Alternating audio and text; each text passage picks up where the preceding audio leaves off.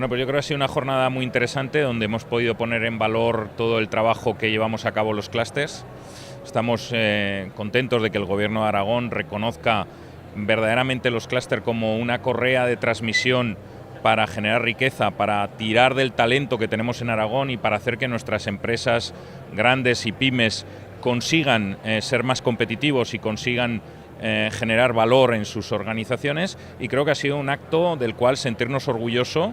del cual por primera vez, y sucede pocas veces, que los aragoneses presumamos de lo que tenemos, y realmente la labor que están haciendo los clústeres junto con las empresas que los componen, porque son el pilar básico que llena de vida a los clústeres, es una buenísima labor que puede ser como ejemplarizante para que otras iniciativas y otros clústeres en otros sectores nazcan y ayuden a dinamizar su propio sector. Somos jóvenes en la mayoría de los casos, ¿no? Aunque es prácticamente una década que ha empezado la corriente de clusterización, en Europa quizás un poquito más. Y a veces es desconocida porque además es una faceta muy altruista, muy generosa. Nosotros en el de automoción en concreto decimos que hemos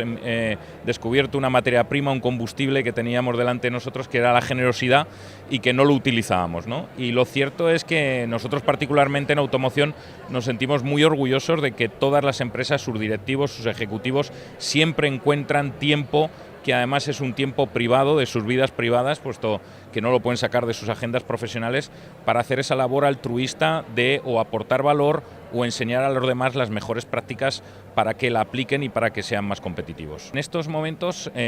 somos 60 empresas y organismos oficiales, con los cuales también tenemos una colaboración muy intensa. Están muy presentes en el mundo empresarial.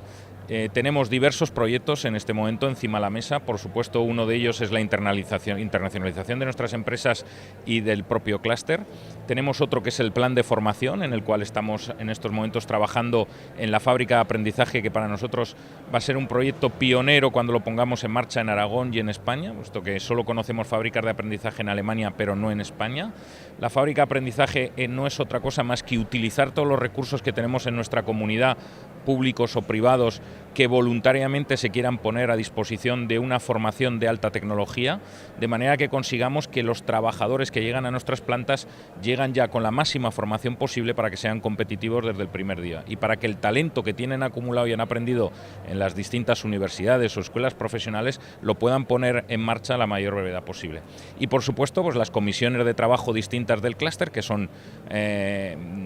que trabajan de una forma vertical en cada una de las áreas, que cada día y cada una de ellas tiene su propia estrategia. En el clúster estamos a punto de lanzar nuestro plan estratégico, que nos ha llevado 6 meses de trabajo, recorriendo todas las empresas, conociendo sus necesidades y tratando de identificar cuál debe ser nuestro camino en los próximos 3 años. Estamos satisfechos del resultado que hemos conseguido. Estamos convencidos de que en los próximos 3 años el clúster va a seguir